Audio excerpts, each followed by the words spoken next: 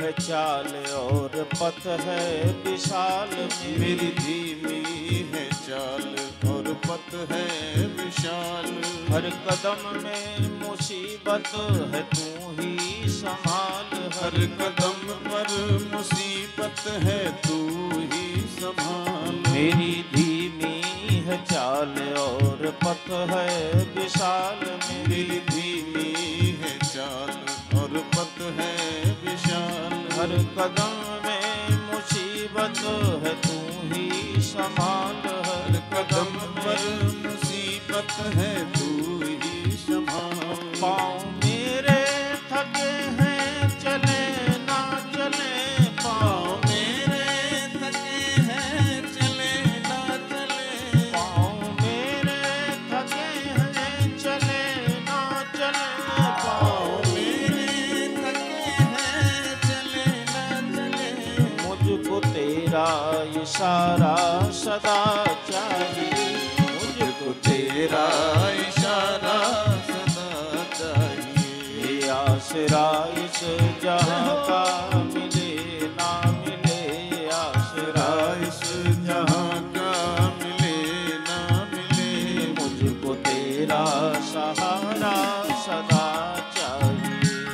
मुझको तेरा सहारा सदा चाहिए। चांद तारे फलक पर दिखे ना दिखे। चांद तारे फलक पर दिखे ना दिखे। चांद तारे फलक पर दिखे ना दिखे। चांद तारे फलक पर दिखे ना दिखे। मुझको तेरा नजारा सदा चाहिए। मुझको तेरा नजारा सदा चाहिए। आसरा इस जहां का मिले ना मिले। आसरा इस जहां का मिले ना मिले। मुझको तेरा सहारा सदा चाहिए। मुझको तेरा सहारा सदा चाहिए। मुझको तेरा सहारा सदा चाहिए। श्री राधा गोविंद भगवान की जय।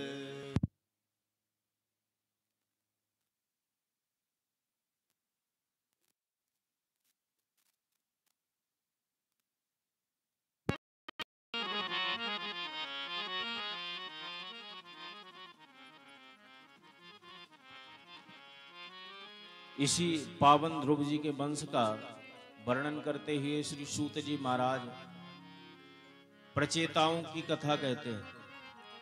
इसी वंश में एक प्राचीन वरही नाम के राजा, उनका भी चरित्र कहा जाता है। ये प्राचीन वरही राजा बड़े याज्ञिक थे। इन्होंने कई यज्ञ किए और यज्ञों में पशुओं का बलिदान किया। नारद जी ये परम भागवत के वंश में प्राचीन वरही को इतनी हिंसा करते हुए देख करके इनको सन्मार्ग बताने के लिए इनके यहाँ प्रवेश करते हैं। राजा प्राचीन वरही ने नारद जी का सम्मान किया। नारद जी जब विराजे तो आगमन का कारण पूछा। नारद जी ने कहा कि तुम क्या करते हो? बोले महाराज मैं बड़ा धर्म करता हूँ, मैंने असंख्य यज्ञ किए हैं। नारद जी ने कहा थोड़ा ऊपर भी तो नजर डाल लो। जब प्राचीन वरही ने ऊपर दृष्टि दौड़ाई तो देखा कि हजारों की संख्या में भेड़ बकरे घोड़े बड़ा विकराल भयावह मुख बनाए राजा की ओर देख रहे हैं। राजा भय खा करके कहता है कि महाराज ये सब हमको क्यों देखते हैं? नारद जी ने कहा कि तूने यज्ञ किए और यज्ञ में इन सब का बलिदान किया है और ये प्रतीक्षा में है कि जब राजा मरेगा नरक आएगा तो हम अपना बदला लेंगे मौत का।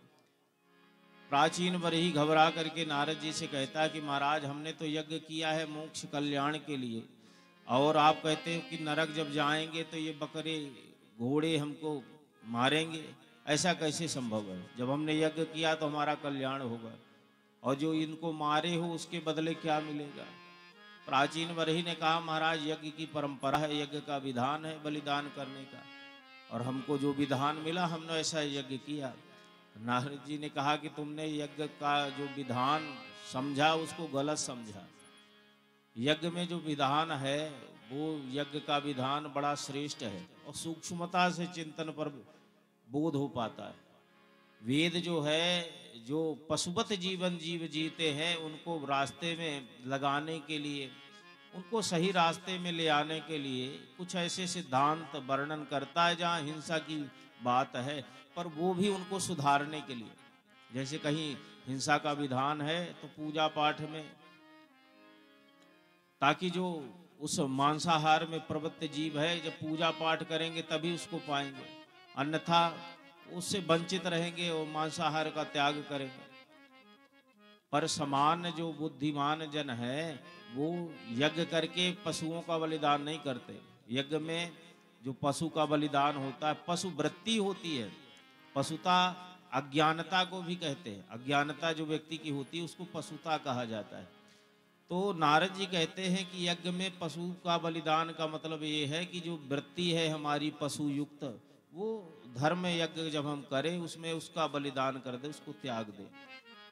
बकरा है, घोड़ा है, घोड़े को अज कहा जाता है। अज जो है घोड़ा है और अज अभिमान। घोड़ा का जैसे लंबी छलांग होती है दौड़ते वक्त, ऐसे जो हमारा अभिमान है इसकी भी बड़ी लंबी छलांग होती है। औकात से बाहर बात करता है जब, है ना, अपने में आता है अहंकार जो हमारा, जो व्यवस्था नहीं उससे बहुत ज्यादा बढ़ चढ़ करके। तो जब हम यज्ञ करें, कोई धर्म कर्म करे, तो जो ये हमारा अज माने अश्व माने जो हमारा अहंकार है, इसको हम संयमित रखें। उस धर्म यज्ञ में हमारा अहंकार, उसका बलिदान हम कर दे। दूसरा है अज। अज माने बकरा है। बकरा की जो शब्द ध्वनि है मैं, और माया युक्त व्यक्ति जो है संसार में, वो भी मैं करता, मैं हूं, मेरा है।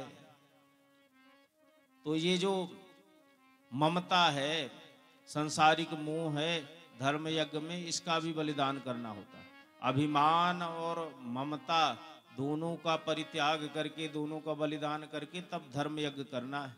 ये विद्वान जन चिंतन करके और करते भी है। कैसा भी व्यवहार स्वभाव व्यक्ति का हो, पर जब धर्म यज्ञ करता है तो सारा अपना वो व्यवहार और अपना स्वभाव का त्याग करके एक नया स्वभाव धारण करता है। जैसे अपने यहाँ कोई कथा में तो कह देते कि भैया 7 दिन कथा सुन रहे हो, शांति से रहना, किसी से बात मत करना, किसी के ऊपर क्रोध मत करना, है ना। 7 दिन कम से कम तुम अपना जो स्वभाव है उसको बदल करके बढ़िया से। ये पुराने समय से हमारे यहाँ लोग कहते रहे, जब कोई कथा सुने, कुछ ऐसा काम करे कि आज तुम्हारे घर में आयोजन है, धर्म करने जा रहे हो, इसको भूल से भी कुछ नहीं कहना किसी को। तो जो हमारा अज्ञानता युक्त पशुवत जो हमारा वृत्ति है, व्यवहार है, उसको धर्म यज्ञ में त्यागना, उसकी बलिदान हमको करके तब यज्ञ करना। और तुमने पशुओं का सचमुच बलिदान कर दिया, इसलिए तुम्हारा पतन हो जाएगा।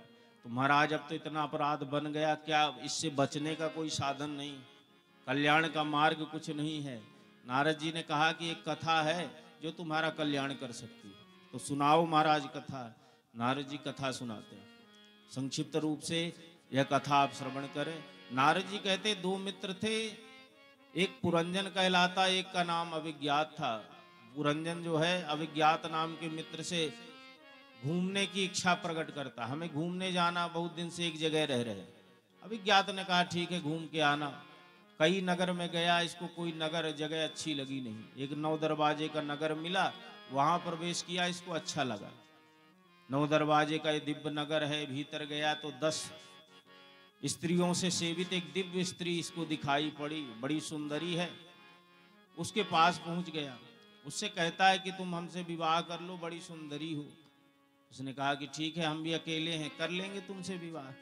नाम क्या है? बोले नाम आम हमारा कुछ नहीं, हम इस नगर की स्वामिनी है, तुमको जो रखना वो नाम हमारा रख लो। तो पुरंजन ने इसे विवाह कर लिया स्त्री से और नाम रख दिया इसका पुरंजनी। इस नगर की रक्षा के लिए एक पंचफण का सर्प वो 24 घंटे तैनात रहता है, ताकि कोई भी इस नगर में प्रवेश न कर पाए।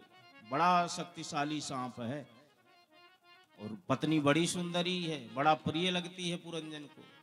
तो इतना ज्यादा प्रेम करता है अपनी पत्नी को ये पुरंजन कि पत्नी जैसा कहती है इसको, कहती है कि हंस तो हंसेगा, पत्नी कहेगी रो तो रोएगा। पत्नी कहेगी खा तो खाएगा, पत्नी कहेगी नाच तो नाचने लगेगा। क्वचित गायति गायन्त्याम रुदन्त्या रुदती क्वचित, क्वचित हसन्त्याम हसती जलपन्त्याम अनुजल्पति। जैसा कहेगी वैसा करेगी। इतना ज्यादा पत्नी में आसक्त है, और आसक्त होकर के इसने कई संतानों को जन्म दिया। लगभग 1100 के आसपास इसके संतानें हो जाती हैं। पत्नी और अपनी संतति में इतना ज्यादा आसक्त है कि समय पे समय बीतता जा रहा है, इसको पता ही नहीं पड़ पा रहा। इसके ऊपर एक कन्या की दृष्टि गई पुरंजन पर। जरा नाम की एक कन्या है। पुरंजन बड़ा अच्छा लगता है, जरा को लगता है कि हम इससे विवाह कर ले। तो जब प्रवेश का प्रयास किया तो जो 5 फण का वो सांप नगर की रक्षा करता है, एक कन्या को भगा दिया मारपीट। अब कन्या बड़ी दुखी हुई, विवाह करना ही चाहती पुरंजन से। कोई ऐसा शक्तिशाली व्यक्ति मिले जो हमारी मदद करे और हमारा विवाह करा दे पुरंजन से।